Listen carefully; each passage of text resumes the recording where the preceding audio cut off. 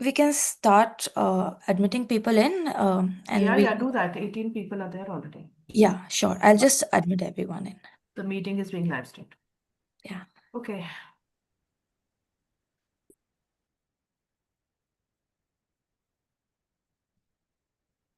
Good morning, everyone. Hey, good morning. Morning. Good morning. It would be nice to see you all on video as well, if you all can actually open up your videos. Hi, Bhaskar. Good to see you. Hi, Shweta. Good to see you. Hey. Okay. Hello, good morning. Thank you for joining us on a Saturday morning, 13th of December. I think the working Saturday before the holidays start, I think one more week, and I think it'll be a little slower. But thank you for joining in. Hi, Vineet. Hi, Arnav. Hi, Brijesh. Hi, And these are Rashmi. all the people who have put on the videos. I'm just saying a special hi to them. Hi, Alok. Hi. Hi, Sham. Hi, Nagarjuna. Hey, hi, Rashmi. Good morning. Good morning. Good morning. Thank you. Thank you for joining in on time. Stuti, has Professor Shantanu joined? Not yet. We'll just give him a minute. So thank you. People, where have you all joined us from? Who all are from the northern part of the country? How many? Shweta is also here. I'm in office. You're in office, Alok? Yeah. Where is office for you? Which city? Jamshedpur. Oh, you're in Jamshedpur. Okay. Okay. From the western part of the country? So, okay, Rizwana is from Calcutta. Priyanka, hi. Surat, okay. Sonali from Mumbai. Bombay, okay, nice. I have joined from Pune and right now I am also in office. Pune and also in office. Okay. Great. Great to see. Look, getting back to work has come back in full force, right? People are now in office on Saturdays as well, which is nice. Okay.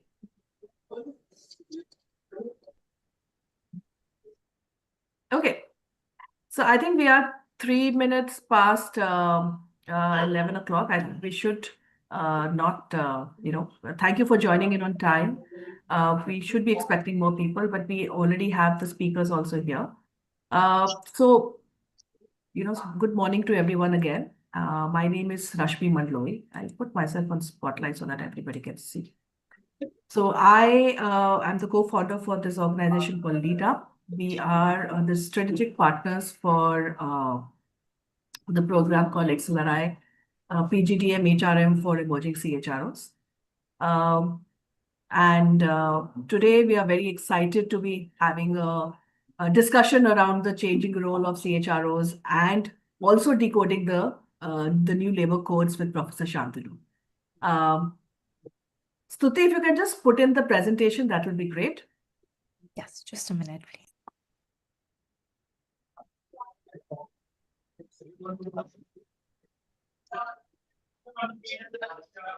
So, yeah, thank you so much. So, we're going to be discussing two things today. We, of course, be discussing a lot around the CHRO, and because we're also running the CHRO program, we thought it would be great to talk about. And we also have the head of people from KPMG Shared Services, Rupesh, who is our guest of honor, and he's going to be giving the keynote as well. If you can go to the next slide. And we will be having a session with Professor Shantanu around decoding the labor codes as well. So, but why have a CHRO discussion today? So, and all of you know that, CHROs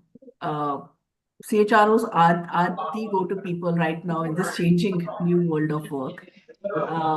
93% say that the CEOs are saying that the CHROs play a vital role. Can everybody put themselves on mute, please? Thank you. About 84%, and this is basically the Deloitte report, which says that 84% CHROs actually drive organizational transformation. They are the real leaders around it. The strategic decision making around high-performing companies, the talent, etc., is also, sort of managed by the CHRO as per a McKinsey report. And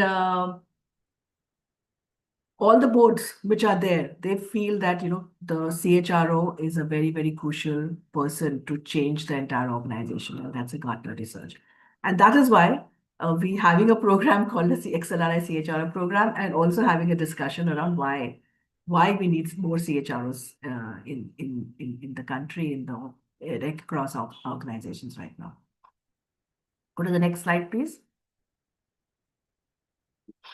So when we decided, about 5 years back, we decided that we wanted to do the XLRI Emerging CHRO program. And then what was the need around it? And we started off in 2021. Right now we are, doing the outreach for the 5th batch. We already have 4 batches who are already, start of studying. And there is an alumni of, 100 plus, senior leaders who have passed out from this program as well, or are currently in the program. So one of the biggest HR in the context of the new world is that, from a degree perspective, if you look at statistics as well, 40% of the CHROs are postgraduates and also come from top B schools, as is Rupesh, who's also an XLRI alumni. Most of the people in HR are women, but unfortunately, the only 31% of women are women CHROs. So we thought that, this program would also give a thrust to the entire women ecosystem of HR. Over 60% of CHROs acknowledge the need for deeper understanding of HR, technology, and data analytics, which is the new world of working around, and especially with now AI coming in and new decision making happening. How do you sort of connect the dots? How do you end up, looking at technology as an enabler and data as an enabler to make good decisions? And that can only happen when you, sit through a program, you understand it in a much more deeper way. And that is why the Emerging CHRO program. The average age of CHROs is about 48 years, which is significantly younger than other countries. And again, it was a big need. And we thought that, the XLRI thought that, it would be a nice way to, sort of empower more senior HR leaders to, become the next generation CHROs. And that is why the XLRI PGDM HRM Emerging CHRO program was conceived about 4 years back. Next slide, please. And the impacts of the program have been great already. We have about 50% of the participants who have already achieved significant career growth. Some of them have changed roles, some of them have grown within their organization. Of course, there has been an enhanced personal branding. They get looked out in the market as well, in a much more better way, because you have invested about 1.5 years of your time in learning and understanding more deeper HR concepts. There are more connects around CXO networking, because via the events, etc., that we do, and of course, because of the peer networking, there are more CXO connects. The more women across the program, the program always had about 50% of women as participants. So there are more women CHROs who have come out of this program. So it is also aiding to the entire thing of, increasing the CHRO women numbers substantially. And of course, we have something called the 100 CXO Club, which we have mentors across the board from across organizations who are CXO, CHROs. In fact, Rupesh is also a mentor in a program, which enables the entire ecosystem to, sort of get good networking opportunities. So these have been the impacts of the program. So I will now, stop a bit. And if you go to the next slide, I will welcome you back to the webinar, the changing role of the CHROs.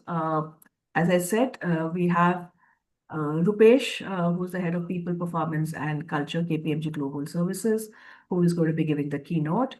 Post that, we'll have a fireside conversation with Mayank. Mayank is the CEO and co-founder of LeadUp. Post that, we will have, we'll also be having Mr. Professor Shantanu Sarkar joining us, who is a senior professor HRM and also takes the entire labor laws and codes there, who will be helping us decoding the new labor laws, the new labor codes. And we'll have a small discussion with him around that as well. So that is how the you know the next 1 hour is going to be. Okay, we can stop sharing and let me just introduce yes, let me just add Rupesh here first. That's automatic. So welcome, Rupesh. Rupesh is the partner and Chief People Officer for KPMG Global Services. Been with KPMG for 6.5 years. Prior to that, he was the head of HR for IHS Markit. He's also been 2001 XLRI alumnus, the PGDM program of XLRI. He's a 2001 pass out.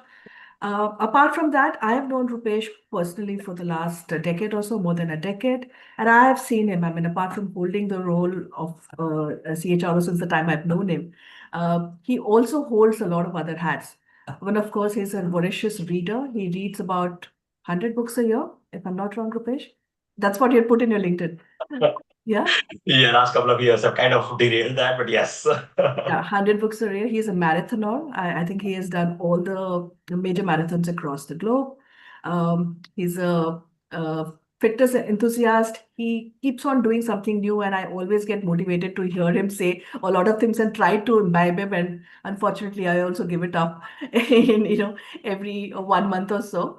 But thank you, Rupesh, for always inspiring everybody with your ideas, with your thinking, and of course, it's great to have you here as the keynote who will help us understand the changing role of CHR. So over to you.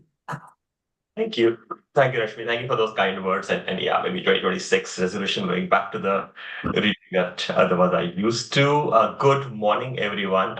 Truly, truly delighted to be here. And for multiple reasons, right? One, of course, doing something like this with Excel, with my alma mater, always feels like paying it forward. Second, of course, sharing the stage with Dr. Sarkar, that's an honor. And thirdly, I really believe, and it's something I keep telling my teams and a whole bunch of budding MBA aspirants who ask me, about HR.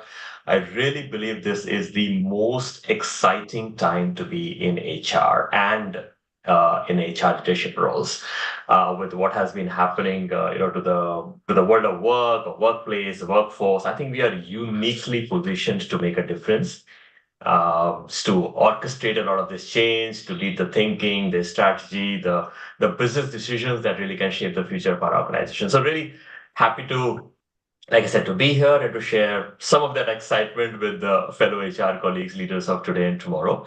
So what I would do is quickly maybe take another next 10, 12 odd minutes to talk through my interpretation of this changing or rather evolving role of CHRO. I'll use some slides to anchor the talk, so you aren't stuck, just looking at me.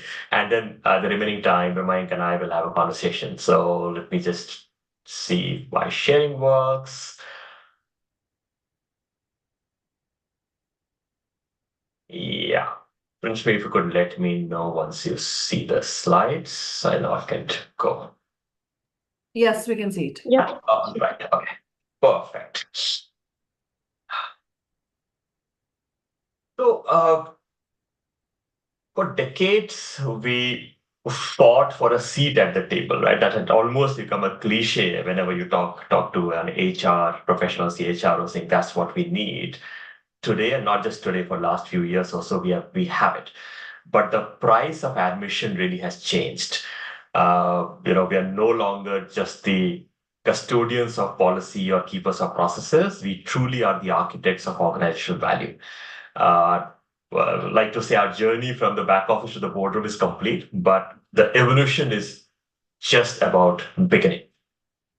It has again been a cliche forever to say that people are our asset, but never before has this been so core to the organizations. if you really think about that, right? Capital, technology, infrastructure, knowledge, everything has become so much more accessible across the organizational ecosystems. Every organization can go and get some of those. You'd argue that yeah, I mean, people can go and or firms can go and get people as well, which is true. But people and the culture where the people thrive really have become the true differentiator. You could hire people, but do you also have the culture to make sure that they are fitting into who you are as an organization, and hence really getting the best out of the people you have. And since we now shape this differentiating asset of people and culture, we're now truly a part of what some of the leading research says G3, the governance trifecta alongside CEO and CFO. Our job is no longer just to support the business, it actually is to be the business. There's some text on the slide, and I'm going to read through those. But just maybe taking a few minutes to talk through what boards expect out of us, what our CEOs are now expecting out of us, and what now maybe our people are working out of us.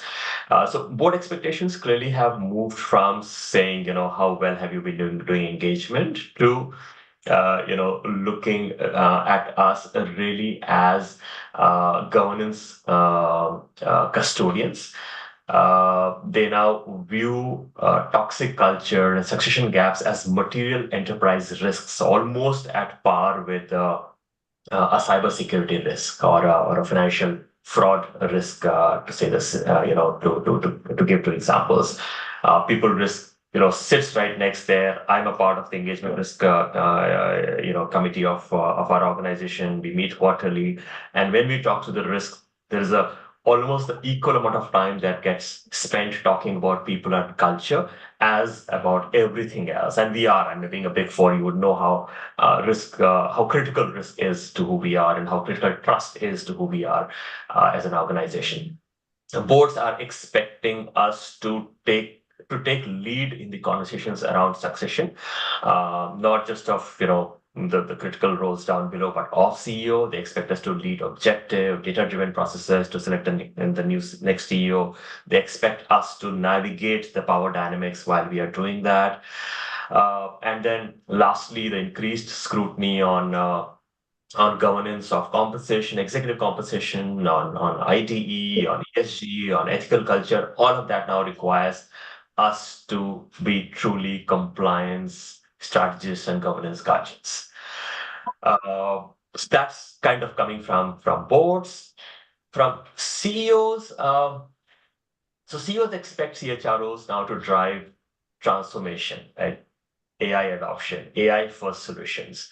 Yet what you would often see, at least in the recent past, maybe some of that has started to change, is all of that often failing to provide the resources and authority to do so. So that's kind of one element of that. Second is the average CHRO tenure have now dropped to about 4.5 odd years. This used to be 8 to 9 years, just about 2 decades back, and that reflects the intense pressure to deliver results, to quickly turn around outcome, and so on and so forth. So Josh Person actually calls it transformation paradox, where we are expected to fix the plane while flying it. The CEOs who value us most expects us to be the business leaders first. And the reason I put Leela Nair there is yesterday, in a hotel lobby, I bumped into her and we had a nice conversation. And she often talked about getting out of HR meetings and being in the market, right? Understanding supply chain, understanding your customers, and understanding how companies make money. And that's the only way you're becoming a business leader and not just an HR leader. From a workforce perspective, and again, this is something that I'm sure all of us now hear every single day. Our workforce is fragmenting. We have the generation that is entering the workforce now is demanding purpose, is demanding mental health support, is demanding obviously financial security. I remember just a couple of years back in one of the town halls, one of the young colleague raised a hand and are saying, why don't we give pet insurance? They're saying, many of us have decided now not to have families or not to get married or not to have children, and pets are our family, so why can't organization look at pet insurance? Like, okay, wow, that's the thinking that people are coming with. So we absolutely, we at least need to be thinking at the same pace.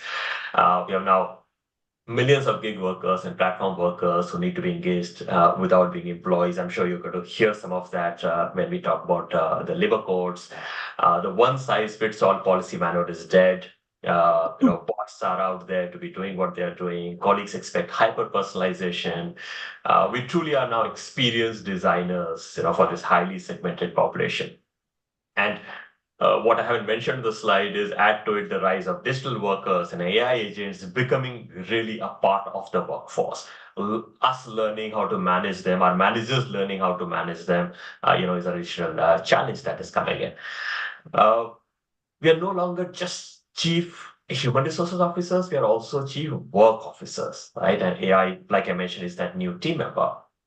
Our challenge really is to deconstruct jobs and reconstruct them so humans do what they do best, which is empathy and strategy and critical problem solving, and AI handles the rest. This has been a broken chain, I would say, in the recent past, because you would have heard or read multiple reports where we are saying that companies are investing billions in AI, but productivity isn't jumping as of now, and that's because the workflows haven't changed. And that is our job. That is HR's job to ask the right questions, to enable the business leaders and managers to be able to do that, of how should the work shift, and AIs and people do what they are best to do at. What does this hence mean from a capability perspective? So Rashmi spoke about what, let's say, this program or what to offer, but as I think about what would hence all of us who are in the leadership roles and aspiring to be CHROs need to shift with respect to our own capability. And again, you've heard T-shaped leader, you've heard pie-shaped is a new one which is coming up. But essentially what it means is having deep competence, deep capabilities in things which still are HR. So we still needs to know what talent management looks like, what org design looks like, what creating culture looks like, what compensation strategy looks like. But far equally important is the horizontal, right? So understanding business, data literacy, tech strategy is something which is as important, if not more, and some may argue is more important right now. Business acumen is now a core skill, right? It's no longer nice to have. In fact, we have seen that many of the best CHROs today have either have come from non-HR or have non-HR exposure. They've done stints in sales and ops, rotated through business. Tech influency, I cannot emphasize more, right? You don't need to learn to code, but we must understand how Gen AI works. How can that integrate with our people system, with our processes? Last 3 days, I was in Mumbai leading my HRLT and our thinking on tech on our HR strategy for next few years. And as a part of that, I actually got a professor who came and got us to really play around with AI. Right? So we all got in and used tools to make presentations and images and videos and agents, all kind of stuff, and we are like making silly videos of cute giraffe singing in our voice. Idea wasn't that this is something that we'll just pick up and start to use in HR. The idea was to ignite curiosity for all of us to talk AI language, for us to know the capability of AI and what it can do. And so that when we are in front of our teams, we are talking the same language, and then we are inspiring our teams to become curious and start to experiment. And then that becomes, shift the mindset to be AI first whenever we are thinking solutions. And with that, the last slide, and maybe I'm looking at time, so I won't drain through this, but to summarize where we are, we should be laying the road, not just filling the cracks. really defining where we are headed as an organization, as a firm, and not just supporting and enabling what's going on. So with that, I would just end the segment. Back to Rashmi and Mayank. Thank you for being a patient listener. Thank you, Rupesh. I would now like to invite Mayank into the conversation. And Mayank is the CEO and co-founder for Lead Up Universe. Great educationist. Over to you, Mayank. Thank you, Rashmi. I hope I'm clear, loud and clear. Can you hear Little me? voice is a little muted. Can you speak a little Is it? loudly? Yeah. Okay. Is Say it better? something. Is it better now? Yeah, okay. थोड़ा सा कम है, but I think you need to speak a little loudly. Have a cup of coffee, Mayank. Okay. Yeah, this is better. Yeah. I'll speak louder. Yes, that's perfect, Mayank. Okay. Thanks so much for setting the tone, Rupesh. I think I was listening very carefully and made a couple of notes for our fireside chat because a lot of emerging leaders have joined us today. I'm sure many of the folks who've joined us would want to take a larger, better role, accelerate their careers. And I can't agree more to the line that you said in the beginning that most exciting times to be in HR, uniquely positioned to make the impact. And I was reading the Gartner 2024 report, and it said that 71% plus CEOs are today looking at HR leaders as critical strategic partners compared to less than 50% pre-pandemic. So there's a shift. There's definitely a shift. But with that view, also, as I said, there are a lot of folks today who've joined us to look at how they can accelerate their careers. I have a curious question. You talked about support to value architect, from a support person to a value architect. And if you want to look at future proofing one's relevance in HR, what capabilities would you look at? One should look at developing to become that value architect. Thanks, Mayank. So again, maybe not touch upon some of the pieces that I spoke about, but I think it is becoming imperative to understand business, which always has been the case. But I think given how quickly the business itself is changing and evolving, keeping pace with that, understanding the dynamics of our business becomes as important. Very often when I talk to HR folks, especially the new ones, saying, "Why did you choose HR?" and they say, "Oh, because I don't like numbers, and hence I decided to do HR." That cannot serve us anymore. I think understanding data, understanding analytics, understanding intelligence, ability to collect and connect dots is imperative. That's something that if we are not comfortable with, we need to get outside of our comfort zone and get comfortable, because no longer going with a business case saying, "I think this will work." We need to say, "I know this will work because here is the data and here the dots that got connected that that tells us the story." The tech fluency, again, I can't emphasize enough. No conversation today is complete without AI being used in it.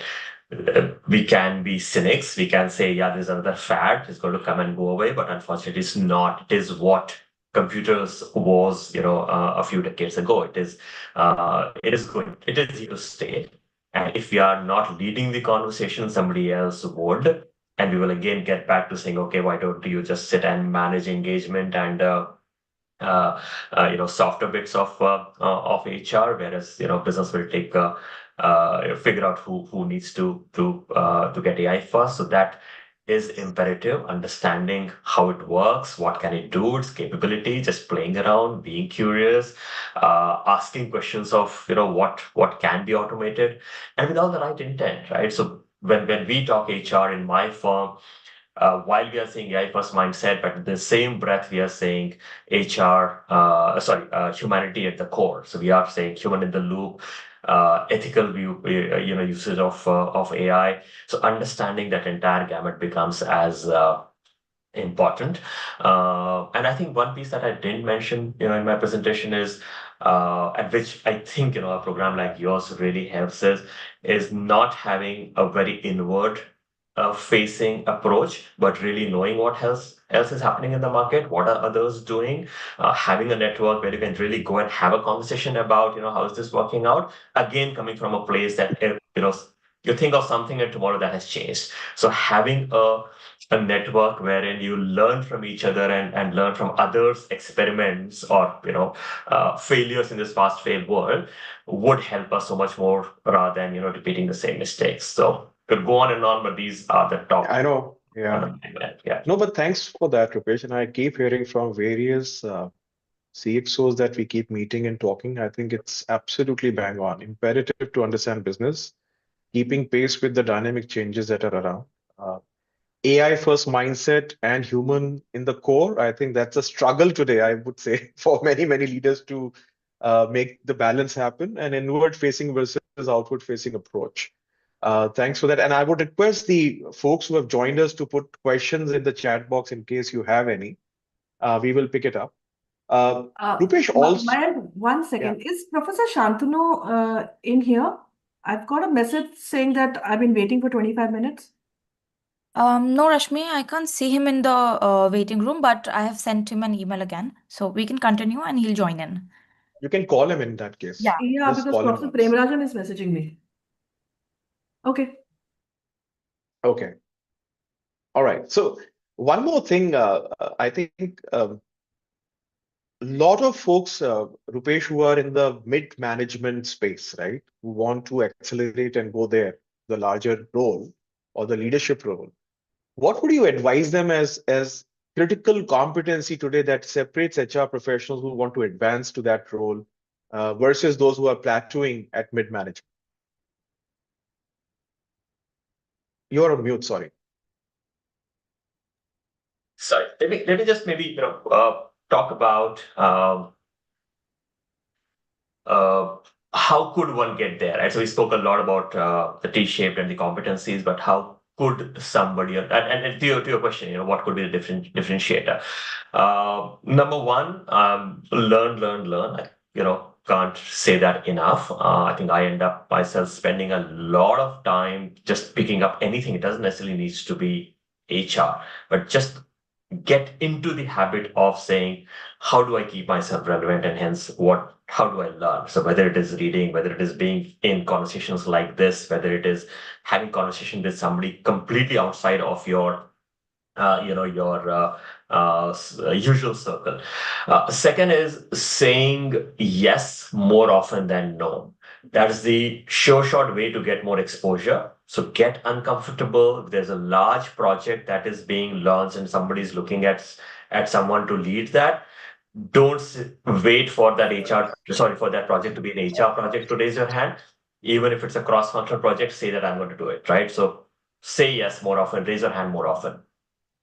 Stay grounded to the reason of our existence, right? I think it still is about human in HR and human in CHRO, right? So have that grounding that whatever we are doing, at the end of the day, it is about people, it is about humans, and business is going to benefit when we keep that at the core of all our thinking and decisioning. Be apolitical. I think that's something that I have actually stayed very close to as a philosophy. Be someone who has the trust of a 25-year-old fresher and the trust of your C-suite and your board. Invest in building a great team. Hire smart people, challenge them, empower them, inspire them. And again, I'll go back to number one that I said, learn. Get your hands dirty, kind of learning, create, like I was saying, AI agents and vibe coding, and make silly videos of giraffe singing in your voice. Whatever you do, just learn that. Fantastic. My second last to this is that, at earlier times, Rupesh, there was, I think, a greater visibility to the trajectory one could take to know what is the make or break in my career moves, right? Do you see a shift in that? Because a lot of folks who have joined us today would want to know, is there a shift? Is there a way of looking at that trajectory differently? Is there a method to look at that trajectory which is new in a certain sense? What's your view? It absolutely is, man. That's such a great question. So I still remember, during my tenure and even till recent past, I think, the typical way we would look at when we are hiring a senior HR professional or HR leader would be someone who would have done HR for multiple number of years based on the level, 10, 15, 20, whatever, should have done two or three of the functional areas. So should have been an HRBP, should have done maybe a comp or a T or L&D or something like that, right? That typically is what one would look at.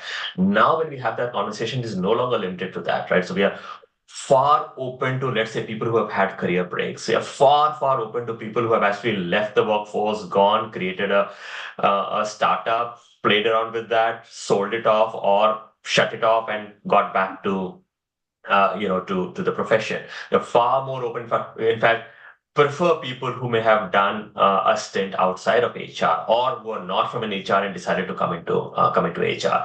So I think for all of us, and of course, people who have taken breaks to go and have done PhDs or have studied in the middle of the career after 10 years, 15 years, and then again have decided to come back.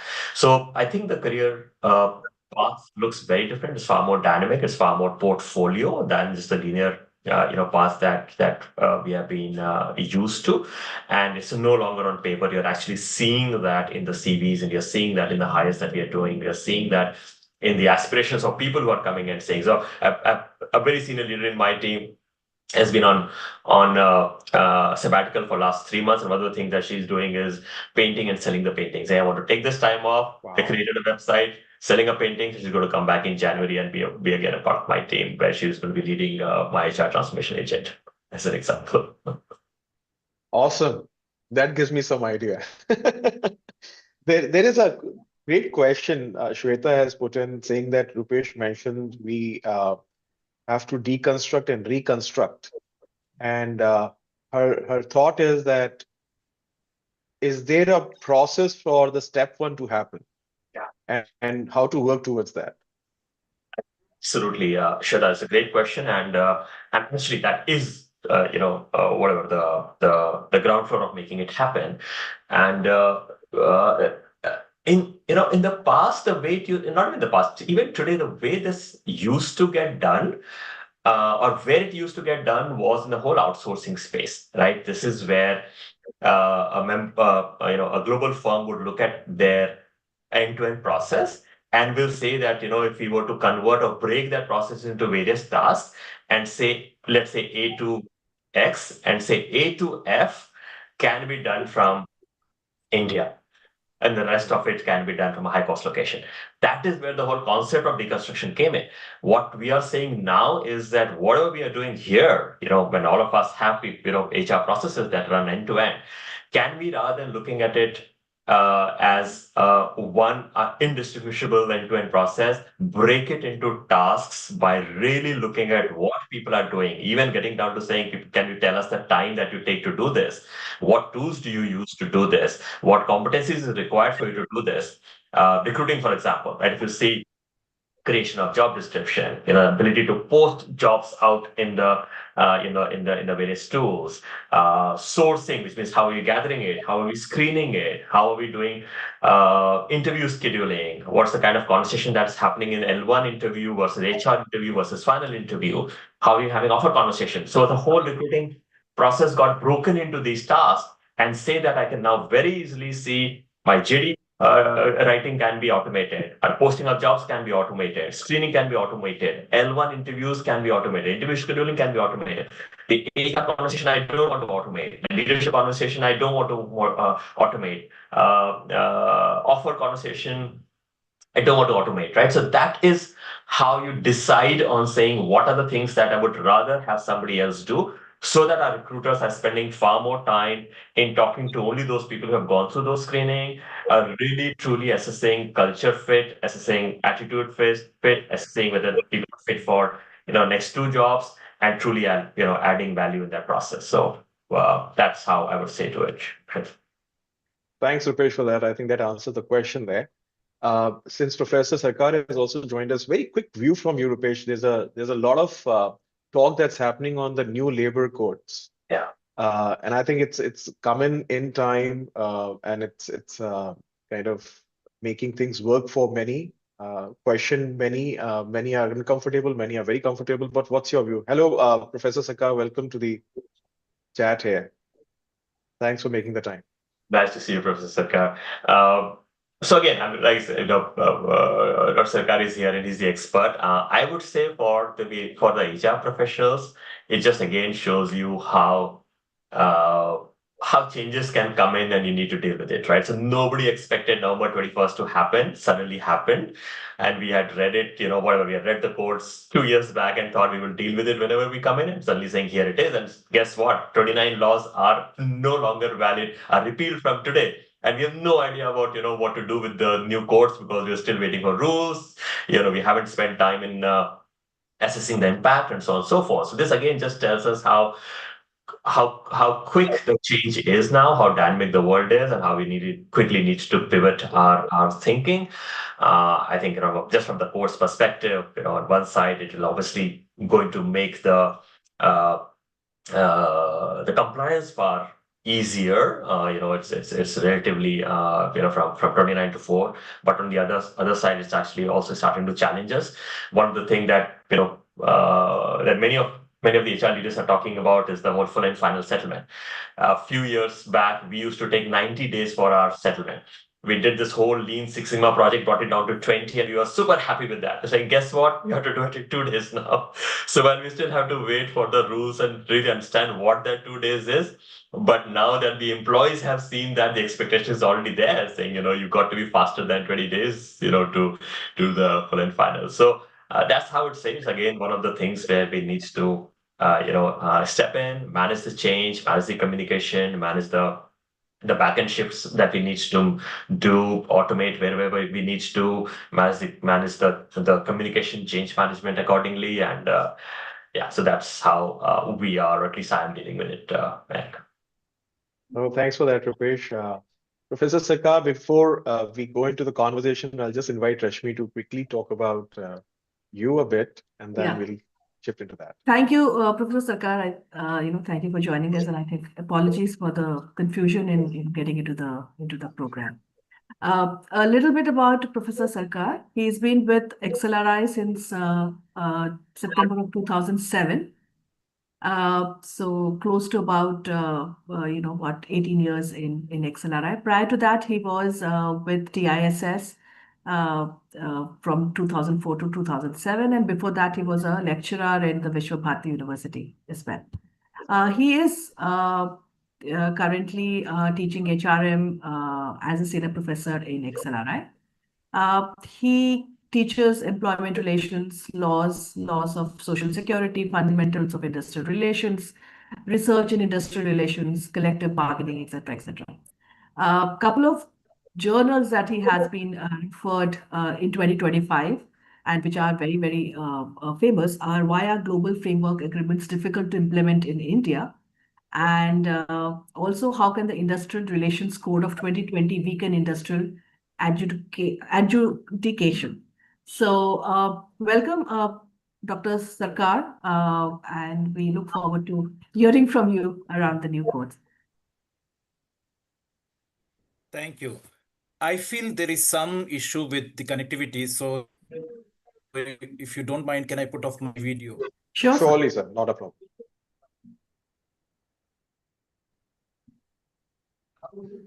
Sorry for being late here. Good morning, everyone. Let me thank you for joining us in this webinar. It is definitely an absolute pleasure to be here with a group of people who are not only aspiring HR leaders, but are also preparing themselves for the responsibilities of tomorrow's CHROs. CHRO, Chief HR Officer to me are not only the custodians of organizational culture, they are not only the architects of people systems. I think most important of all, they are the defenders of human dignity in workplace. So today, because I have been invited to speak on November, I want to speak to you about these codes from a critical lens, placing workers' participation within a social justice framework at the center of this discussion. So, as you all know, that we meet at a historic inflection point. The new courts have not merely rewritten the laws, they have, in fact, recast the architecture of labor governance within which organizations operate and within which you are going to build the workplace. Let us all remember that these courts did not emerge in a vacuum. What I'm trying to say here is that they're the outcome of deep political, economic forces, global market pressures, uh, and of course, there's no point in shying away from the fact that there is an ideological shift in how labor should be regulated and valued. And this is not an ideological shift that we are referring to, which has taken place over the last 10 years. But I think this ideological shift, if not a tectonic shift, but this kind of shift we started feeling in the business context from early 90s. So in one sentence, I would say that deregulation of labor market in India has finally taken place through total labor reforms for the first time. And if senior HR leaders like you do not grasp with the underlying currents, we risk becoming, just a administrator of compliance rather than the strategic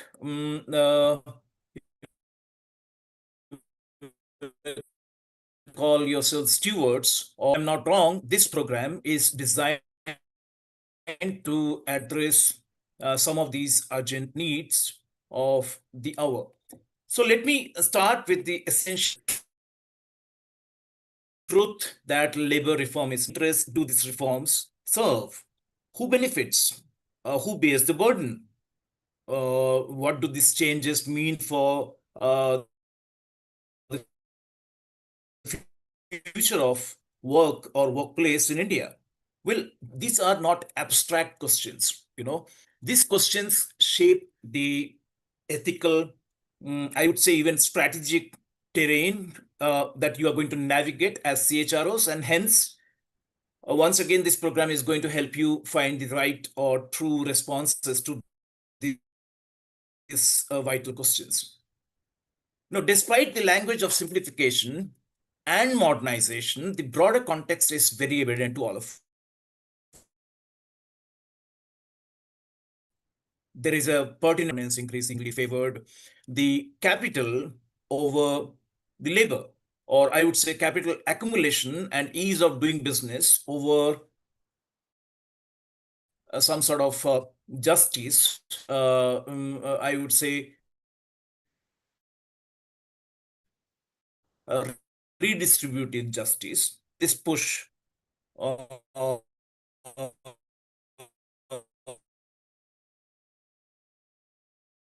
seeking the flexibility for business, just flexibility, but certainly at the risk of eroding, if I'm not using a very strong word, the spirit of industrial democracy that once animated our labor regime in the pre-1991 era. Now, today, what I plan to do is I will highlight 6 underlying ideas which, according to me, have shaped these labor codes. And I would also try to pinpoint what they demand of an emerging CHRO. So these are definitely going to be the highlights of the broader discourse that we are going to have during the classroom interaction in our program. Now, what are these 6 underlying ideas that, according to me, have shaped the labor codes?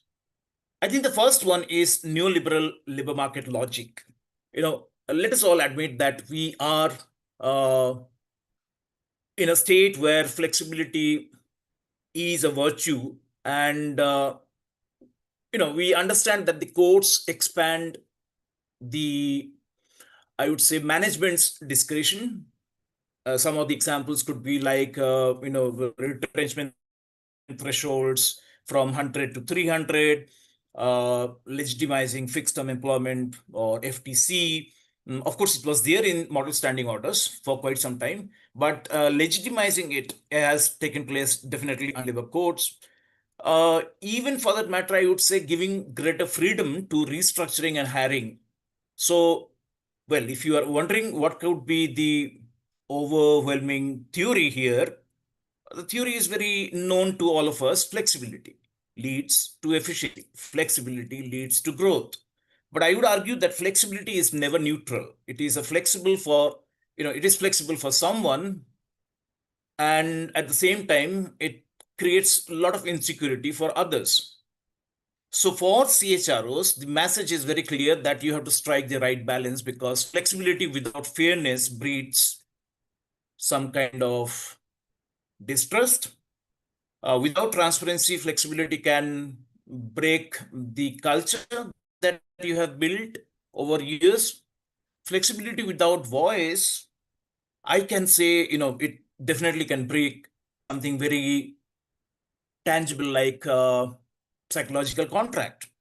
So as future CHROs, your task is to ensure that efficiency, is not somewhere, it does not eclipse equity at workplace. So that's the first, I think, point which I wanted to bring forth. The second one is about the doctrine, which is a very, very overwhelming doctrine prevailing for last 2 decades, and that is the ease of doing business doctrine.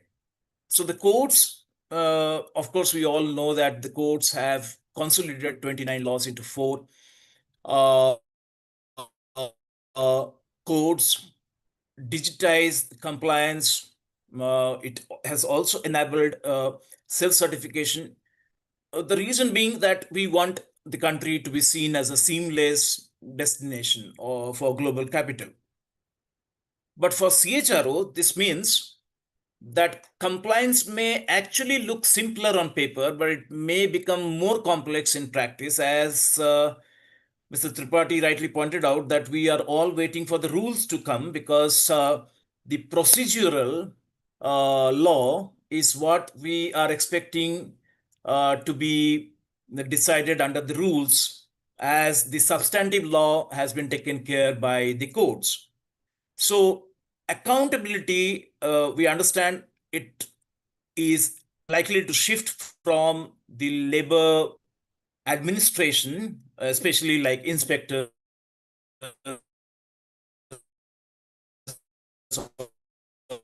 labor commissioners, or management team.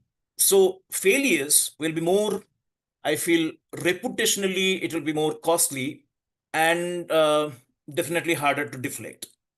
Self certification, according ultimately requires self discipline, and governance should be rooted in values, not fear of inspectors or not fear of the labor administration. Because you have to understand something very core to this reform. I think, the shift is now from a regime set up by the government and its machinery to a regime which is self-managed by the capital, where capital takes care of the labor and with minimum intervention by the state. So that's my second point. My third point is formalization theory. I think formalization theory and bringing the informal into the formal, this is, in one word, if you ask me, very, very ambitious. You have proposed something called universal minimum wage. You have proposed the social security for gig and platform workers. What else? You have unified wage definitions. All this reflect an ambition to formalize work and and employment. but we know the lived reality. The reality is that formalizing enterprises is much easier than formalizing employment. Millions would remain outside safety nets. We know that, and I'm sure nobody is going to dispute this. Therefore, according to me, for progressive HR leaders, this is definitely an opportunity to extend benefits beyond compliance. The next big thing that is likely to take place in labor reform is in the gig and platform work, or in the gig and platform work space. So to bring gig workers, forget gig workers, even if you try bringing contractual labor and supply chain workers into the larger circles of protection, I think you are doing a work and you are proactively engaging yourself in the right direction, because the next big thing which government will intend to do is to bring these kind of precarious workforce into the legal framework. So formalization can be laid ethically rather than waiting for a policy compulsion. And this is where HR is going to become very, very crucial. So this is my third point. My fourth point, I would say, is around codification and legal rationalization. So this is a little theoretical, but then codification simplifies law, okay, and it has happened in other nations. But codification without enforcement produces rights on paper and insecurity in practice. So this has occurred in similarly situated nations which moved in this direction in the past.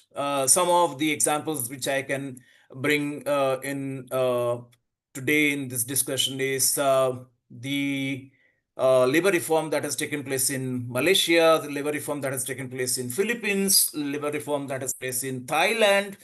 Therefore, my submission to all of you is that we cannot outsource enforcement to state regulators.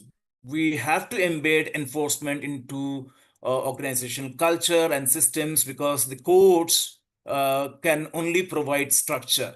The substance, if you ask me, that is something that you have to provide. Fine. Now, moving to the fifth idea, the broad idea. As we understand the codes, let me come with some examples, concrete examples. The codes, according to me, definitely have tightened the strike rules. As you know that now there won't be any differentiation between the public utility service establishment and other establishments. And not just this, they have also raised the thresholds for standing orders from 100 to 300, and they are, in a way, they favor enterprise unions over larger federations, right? Or central trade union organizations like CITU, INTUC, or AITUC. To me, this reflects a move to, I can say, quieten conflict rather than managing it. But let me remind you, a quiet workplace or a quiet shop floor, is not always a healthy one. So I think as CHROs, you must ensure that weakening union power does not silence the worker voice. So when voice is suppressed, naturally, the outcome that we often discuss in the classroom is that the trust declines, disengagement rises, productivity suffers. So my take on this is that your function must evolve from managing collectives and unions to enabling a meaningful voice. And most important, I would say, is the participation. The last point which I have in mind, which I'm going to share with you, is that the developmental state logic, which emphasizes over protection. I think the state increasingly steers labor markets to enhance some sort of national competitiveness through typical centralized this you tend to centralize regulation. You try to flexibility is the priority. Compliance structure is guided by the investment concerns. We all appreciate this. For you, this signals continuity, which I already told you, that be prepared to expect the future reforms in the next 5 to 10 years. Where will this occur? If you ask me, I would say gig, platform, AI, so on and so forth. So the labor question will only become more complex, not less. What does this mean for you? You are we all are standing at a crossroad where we can be just transactional compliance custodians, or compliance custodians, or you want to become an ethical stewards of work and voice, where one of the main responsibility is to protect human dignity at workplace. I think in XLRI, in this program, we are committed to shaping your learning, considering this perspective. So the codes, according to me, create room for regression, but also space for progressive leadership. Well, I mean, let this discussion with this invitation that the new labor codes are, I feel they are leadership test, right? I don't know if I'm right in regarding this as a leadership test, because to me, India's future will be shaped not only by policy architects, but by, I would say, people architects like you, even in shop floors, supply chains, and you are preparing to become those people. So I would say, ask yourself, beyond compliance, what kind of labor regime am I going to build inside my organization? Am I going to be an engineer of human capital, or a custodian of human dignity? So I think this is the bigger challenge and the promise of becoming an emerging CHRO. And here we are to help you build competencies on this line. Yeah, I think these are some of the thoughts which I felt I should share with you. No, thank you so Thank much you for for that. giving me this time, and thank you. Absolutely. No. Thank you so much for giving us that insight, Professor Sarkar, because I think it's much needed. And all organizations, CXOs are looking at it. And as you rightly said, the rules have to come out. Even Rupesh is talking about that.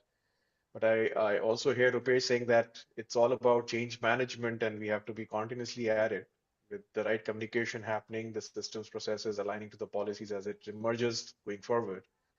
But great conversation. Thank you so much, Professor Sarkar and Rupesh. I'm giving it back to Rashmi. Rashmi, over to you.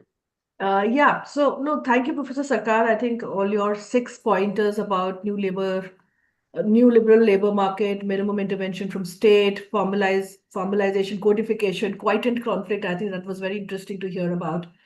The quiet workplace, and of course the developmental state logic. I think very interesting insight to not getting into the nitty-gritties of the labor laws, labor codes, but actually understanding the entire architecture around it. So it was a great eye-opener. So thank you so much for that. So we will just look at one or two questions if possible. And in fact, Thank you. Rupesh is also here. I think it'll be great to have some questions from the speakers around anything around the changing role of CHRO or around the new labor codes. So yeah. Okay, we have two questions already. There's a question from Vineet Kumar. Professor Shantanu talked about the psychological contract and meaningful voice in an AI-driven world where whatever can be automated will get automated as a matter of productivity gain and consequent labor reduction. How can firms maintain trust as part of core culture? Sir, you want to talk about it? How can firms maintain trust as part Yeah, of I think, I mean, yes, yeah, if I may, I would share some very interesting development because I am related to some of the global union federations.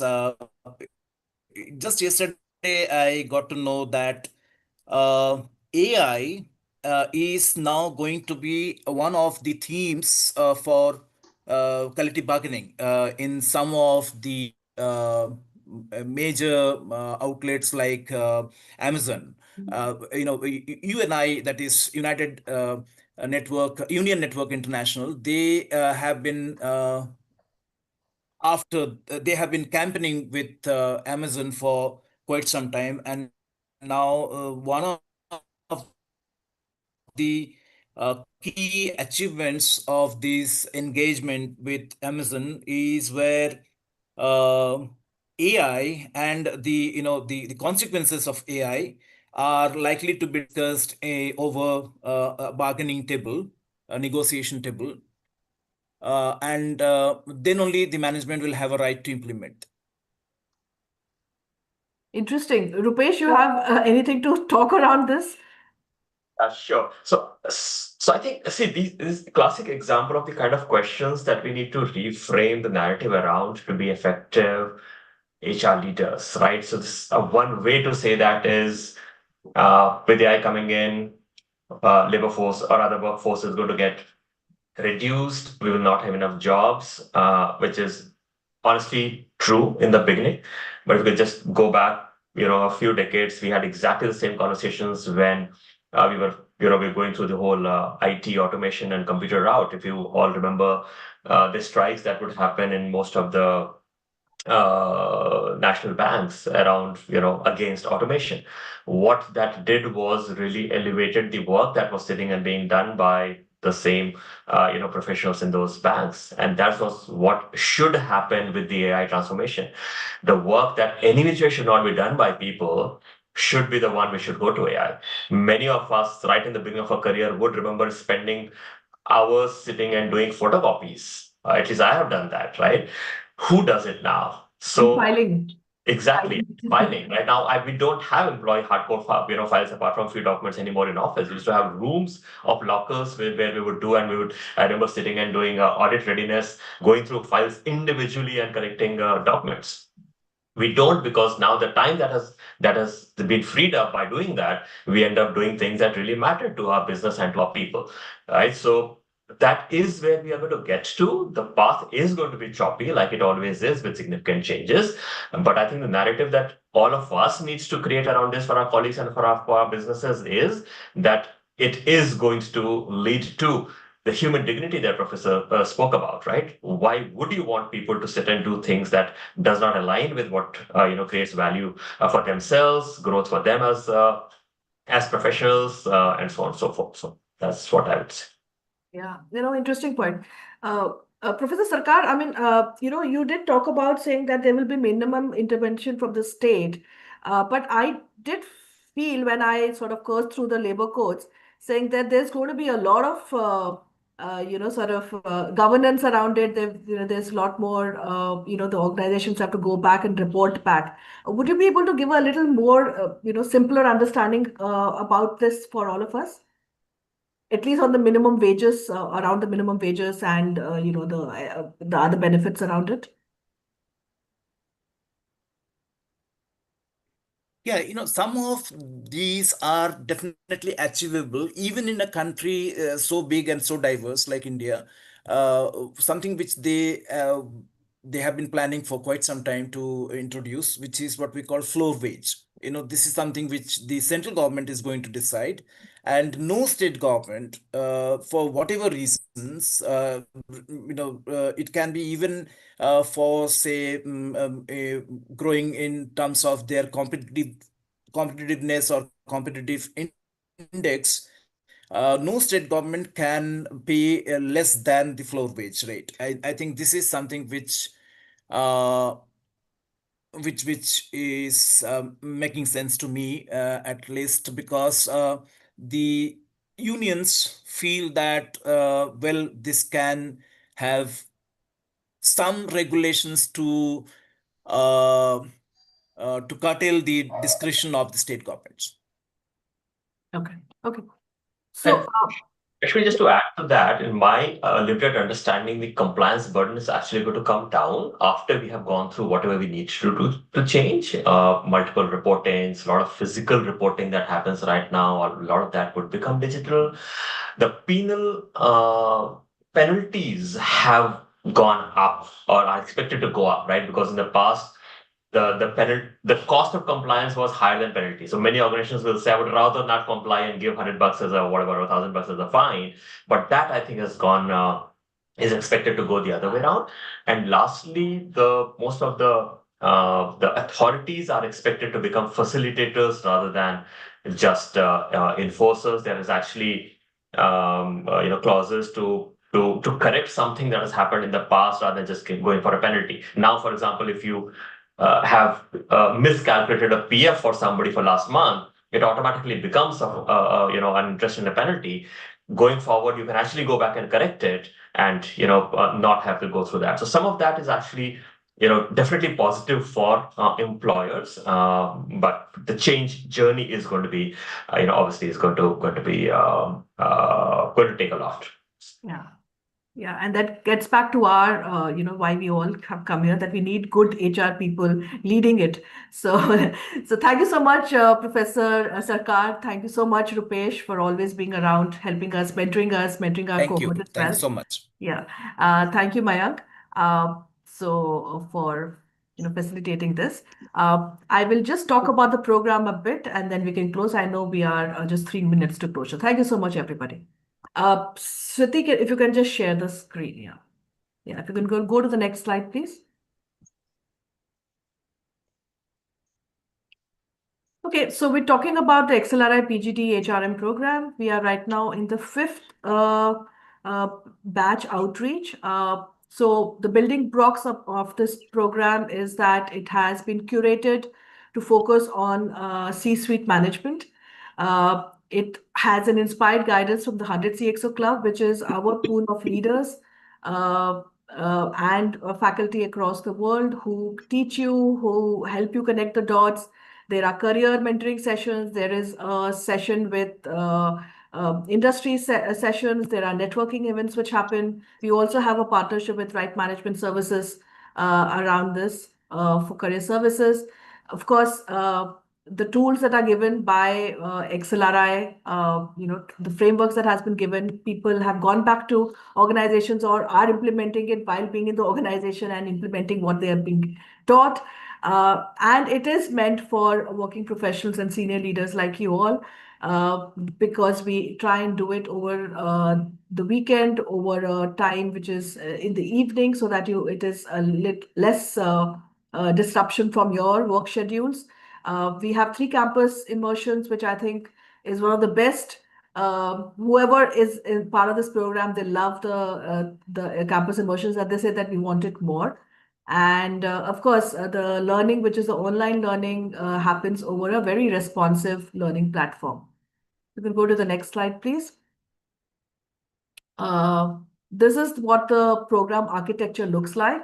So if you look at it, there are various tracks. One is it starts from leading the external environment, talks about leading business, and then also leading the human capital. So the program will not, you're on HR leaders, the program will not tell you the building blocks about HR, but it will tell you about how you sort of help in, working together with business and being actual true business partners. So if you look at it, leadership in the external environment, leading business, digitization, future of work, AI, we've been talking about, the new labor codes that we're talking about. I think you all will be the ones who will be sort of leading these conversations with the organizations and the CXO board. Of course, the entire transformation HR part, which is about being a trusted advisor and coach, about being an operational leader, having the diversity and inclusion know-how, having a pulse around the industrial relations, having a pulse around the culture and purpose, all is sort of embedded in the program. And of course, we're talking about risk and controls, which is there for about corporate governance, ethics, and board management. And putting all this together, getting get the business to win in the markets. That is how this entire program curriculum was conceptualized. If you look at it, we actually got in some 100 150 CXO leaders to come together to sort of put together this entire curriculum, which was put together in partnership with XLRI and Professor Prem Rajan, who is the program director. You go to the next slide, please. These are a couple of teachers, of course. Professor Sarkar is also there, but international professors from University of Michigan, like Wayne Brockbank, David Krasinski. Of course, Professor Prem Rajan is the program director. Dr. Gurunathan, who sort of takes very well. He takes the Comp and Ben track. Gyan Nagpal, who is the Dean of AI Leadership, also is a faculty from INSEAD. Dr. Munish Thakur, again, the faculty from XLRI. They're like all legends within XLRI. Next slide, please. This is how the program journey looks like. We will have, if you showcase your interest, then you submit your application. You then are shortlisted basis some paperwork where you are called for an interview, which happens once a month. We have the next one coming up next week.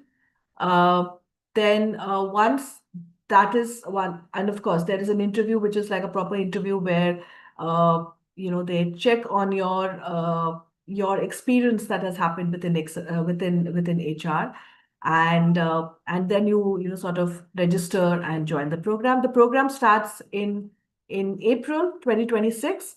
It will start with a campus immersion. Then the learning journey will happen over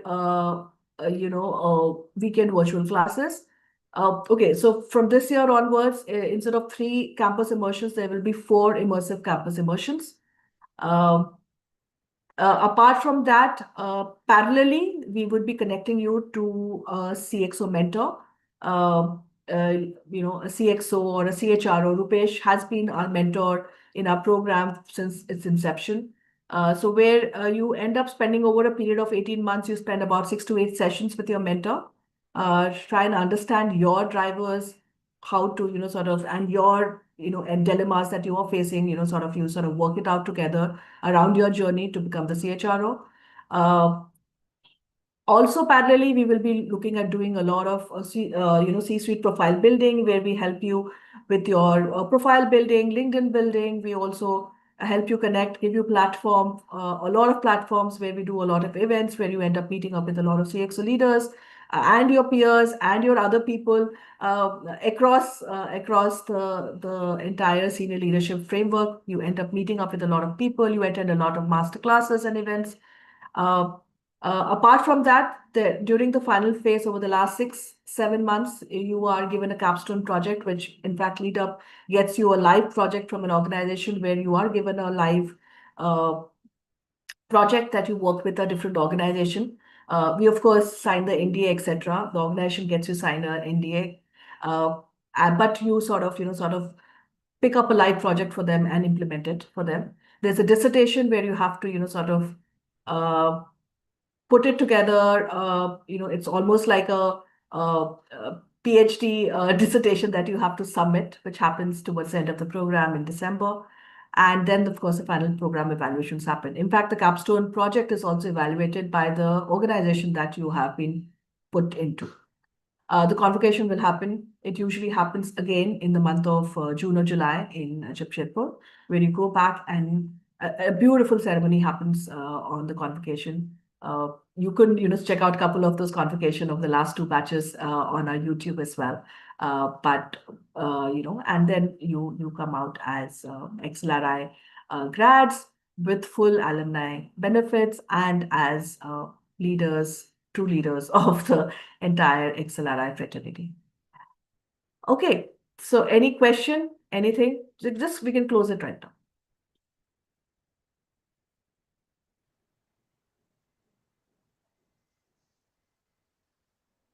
Any questions from anybody? Okay, there Just is to add to one. what you were saying, Rashmi, if I may. Yeah, sure. So those who are looking at accelerating their careers, I think this is one program which has delivered results, right? So, and thanks to the entire configuration of the program, because as we pace in our career, and I've kind of spoken to a lot of emerging leaders for this program, and I know for a fact that while we are pacing in our career, we do not get the time to build our personal brand. We do not get the time to build our network. We do not get the time to get the right mentor. And that's what this program kind of delivers for you. And what it has done, in addition to the strong pedigree that you go with as XLRI brand, and surely the learning from the experts there, is that it helps you to accelerate your career in the right way. More than 50 odd percent of batch one and batch two, because we're looking at batch five now, have already seen career acceleration, whether it's in their designation, larger roles, better organizations, better movements. This investment today, I think, is becoming critical for HR leaders or people who are aspiring to uh, get to the next level and faster. This is the route to take. And I so agree with what Rupesh was talking about, that this is the time for HR people to take the right decisions and build their capability to stay relevant and take it forward. I just thought I'll let you know that. Back to Rashmi. No, I think we are 5 minutes above time. So thank you so much, everybody. Thank you for joining in. And in case you are interested in the program, please do fill in the registration form. I think it's mentioned somewhere here in the chat, and our team will get in touch with you. Thank you so much, everybody. And thank you, Rupesh. Thank you, Professor Sarkar. Thank you, Mayank, Thank for you so much. having a Thanks, good Rashmi, for anchoring Saturday it. morning for us. Thank you, Rupesh, for being there always. Thank you, Professor Sarkar. Thank you. Thank you. Thanks a lot. Thank you so much. Take Bye. care. Thank you, Bye. Rashmi. Thank you, everyone. Thank you. Thank you.